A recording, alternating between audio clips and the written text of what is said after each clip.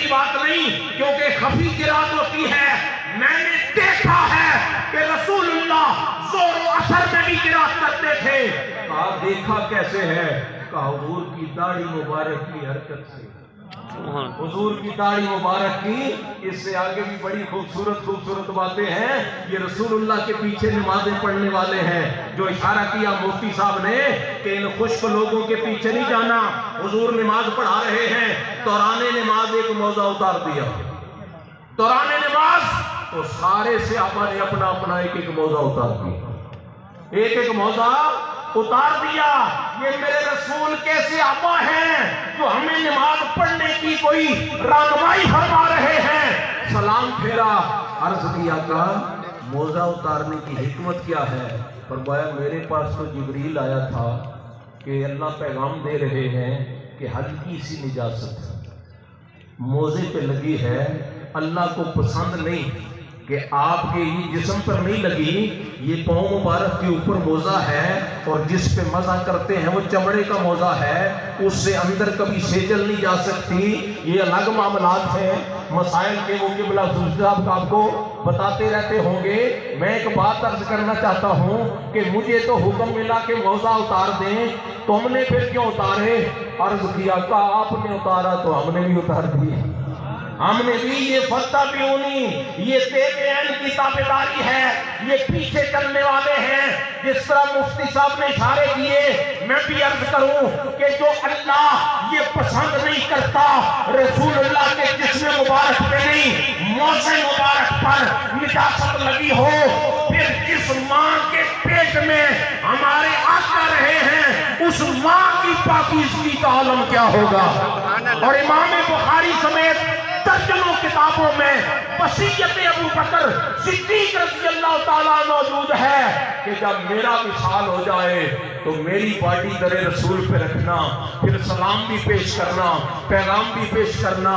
میں بڑے اشارے سے باتیں کرتا جا رہا ہوں. رسول اللہ صلی اللہ علیہ وسلم اجازت فرمائی کہ حبیب کو حبیب کے ساتھ ملا دو, تو پھر اس حبیب کے ساتھ ملنے والے حبیب کی پاکیزگی کا عالم کیا ہوگا. پھر اب تن من دھن قربان ہے. آئیں میں پھر اپنے پیر و مرشد کی بارگاہ میں حاضری پیش کر لوں. جب آپ نے اپنا سارا کچھ اپنے آقا کی بارگاہ میں پیش کرنے کے لیے مدینہ پاک میں حاضری دی, پھر اس مرد کامل نے مواجہ شریف کے سامنے کھڑے ہو کر ہدیہ سلام پیش کر کے عرضی پیش کی, آقا مجھے اپنا جائے قیام بتا دیں, میں نے تو سب کچھ آپ کے سپرد کر دیا ہے. پھر واہ کیا جود و کرم ہے شاہ بطحا تیرا, نہیں سنتا ہی نہیں ماننے والا تیرا. پھر انہوں نے کبھی ماننے والے کو لفظ لا میں تو جواب دیا ہی نہیں, پھر گمکول شریف کا نقشہ بھی بتا دیا اور وادی گمکول شریف کا نام بھی بتا دیا.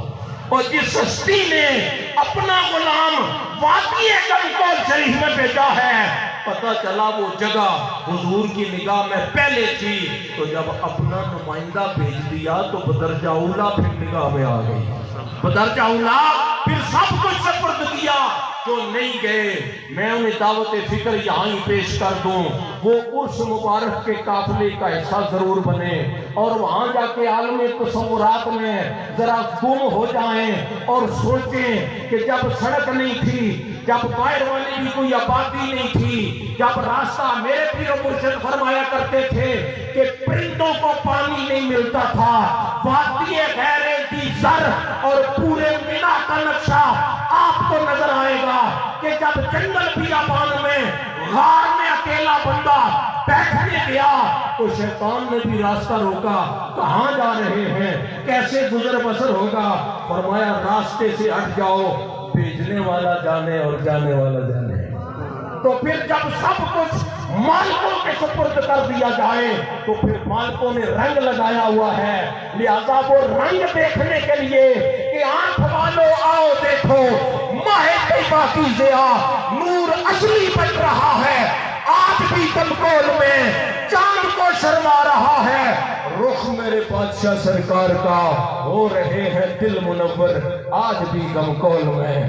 آپ ذرا آ کے دیکھیں پھر لگ پتا جائے کہ کس جگہ کا انتخاب رسول اللہ صلی اللہ علیہ وسلم نے کیا ہے، پھر مرد کامل نے اس جگہ کو آباد کرنے میں کوئی کسر نہیں چھوڑی ہے۔ یہ جانوروں کا الگ معاملہ ہے، انبیاء کا الگ معاملہ ہے کہ فرمایا جانور ہمیں جانتے ہیں، وہ جانور نہیں، موسی کیڑے مکوڑے بھی اللہ والا کو جانتے ہیں۔ اگر کسی انسان کو شعور نہ آئے تو اسے چاہیے کہ توبہ طائب کر کے، یہ جو فرما رہے تھے نا مفتی صاحب، ہمارے امام سے مسئلہ پوچھا گیا توبہ کب قبول ہوتی ہے، آپ نے فرمایا کرنے سے پہلے ہی قبول ہوتی ہے۔ کرنے سے سائل بڑا حیران ہوا، کیسا جواب دیا؟ آپ نے فرمایا توبہ کوئی عام شے نہیں، یہ اللہ کا فضل ہوتا ہے، اور اللہ فضل اسی پہ فرماتا ہے جس کی قبول کرنی ہوتی ہے، جس کی تو یہ تو الگ معاملات ہیں، لیکن آپ غار میں بیٹھے ہیں، اللہ اللہ کر رہے ہیں۔ ابھی فیضی صاحب بھی بایات ہیں جنہوں نے بارہا ہمیں یہ بات بتائی کہ پیر دربان غار کے دانے پہ کھڑا ہے، سانس پھولا ہوا اندر آ گیا، پوچھا تجھے کیا ہوا؟ عرض کی حضور باہر سے سانپ اندر آ گیا، فرمایا وہ یہ سر رکھ کے بیٹھا ہوا ہے، مجھے ڈسنے نہیں آیا، دیکھیں کہ یہ رب کا بندہ ہے، یہ زیارتوں کے لیے آتے ہیں، الحمدللہ اس بات کو کھولا جا سکتا ہے، لیکن باتیں بتانے سے پتہ نہیں چلے گا جب تک دیکھیں گے نہیں، جب تک دیکھیں گے نہیں، تو پھر ان سے پاک کے قافلوں کا حصہ بنے انشاءاللہ۔ 13، 14، 15 اکتوبر، ابھی جو آنے والا اکتوبر ہے، اگست کی تو 28 گزر گئی ہے، لہذا ستمبر کے بعد اکتوبر ہے، 76واں سالانہ عرس مبارک ہے، 13، 14، 15 اکتوبر بروز جمعۃ المبارک، ہفتہ اتوار، عرس مبارک کے قافلوں کا حصہ بنے، پھر آپ کو پتہ چل جائے۔ اچھا یہ جو آپ نے مفتی صاحب نے حدیث سنائی ہے مسلم کی باب توبہ، دیگر کچھ بھی حدیث میں موجود ہے کہ پیمائش کی جائے۔ اللہ پاک نے اعلان کیا یغفر لمن یشاء ویعذب من یشاء، میں جسے چاہوں عذاب دوں، جسے چاہوں بخش دوں، مجھے کوئی روک ٹوک نہیں سکتا۔ تو رب فرماتا فرشتوں کو چھوڑ دو، میں نے بخش دیا ہے، توبہ کی نیت سے جا رہا تھا، میرے بندوں کی طرف جا رہا تھا، نہیں پیمائش کرائی۔ اور یہ پیمائش کرانا، اچھا اگر رب ہی طرفدار ہو جائے تو اگر آپ کو سمجھ آئی جو مفتی صاحب نے بات کہی ہے کہ رب نے زمین کو فرمایا سکر جا، حالانکہ وہ چند قدم چلا تھا تو ملک الموت آ گیا، تو رب فرمائے یہ پیمائش کیوں ہوتی ہے تاکہ فریقین کو فرق نہ لگے، انصاف ہو جائے، تو مولا پیمائش کا بھی حکم دیا ہے۔ اور جب رب بھی اپنے بندوں کا اور ولیوں کا طرفدار ہو جائے، پھر ہمیں بھی چاہیے کہ ہم بھی ولیوں کی غلامی میں آ جائیں۔ پھر بات یہاں ہی نہیں بنے گی، بات قبر میں بھی بنے گی۔ ہمارے پیر بھائی فوت ہو گیا، وصال ہو گیا، میرے پیر صاحب نے فرمایا اپنے غلاموں کو جھنڈا لے جاؤ اور اس کی قبر پہ لگاؤ اور پیغام دے دو کہ تمہارے قریبی تو دفنا کے چلے گئے ہیں، لیکن ہمارے تعلق کا بھی تمہیں پتہ چلے گا، ہمارے تعلق کا بھی۔ تو یہ تعلق یہ اس لیے نہیں کہ پیسے دودھ زیادہ دینا ہے، بچے کا ویزا لگوانا ہے یا اور کوئی معاملات ہیں، یہ ہوں گے، یہ بھی اپنی جگہ ٹھیک ہے، ان سے بھی کوئی اختلاف نہیں ہے، لیکن اس تعلق کا اصلی مقصد یہ ہے کہ ہماری قبر بھی اچھی ہو جائے، ہمارا عشر بھی اچھا ہو جائے، ہمارا عشر بھی۔ تو پانی جب چلا جائے نا دودھ میں تو پانی نہیں رہتا، اسے دودھ اپنا رنگ بھی دیتا ہے، اپنا ذائقہ بھی دیتا ہے، اپنی قیمت بھی دیتا ہے۔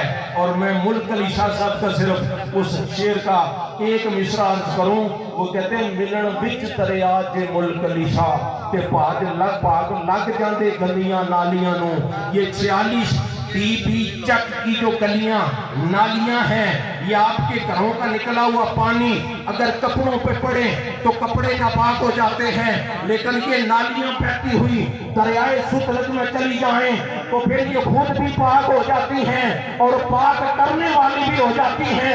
ملک علی شاہ اپنی بولی میں ہمیں یہ سمجھانا چاہتے ہیں کہ ملن وچ دریا جے ملک علی شاہ تے پاگ لگ جاندے گلیاں نالیاں نو، اور ہم اپنے گندے دامن کس نے پاک کیا؟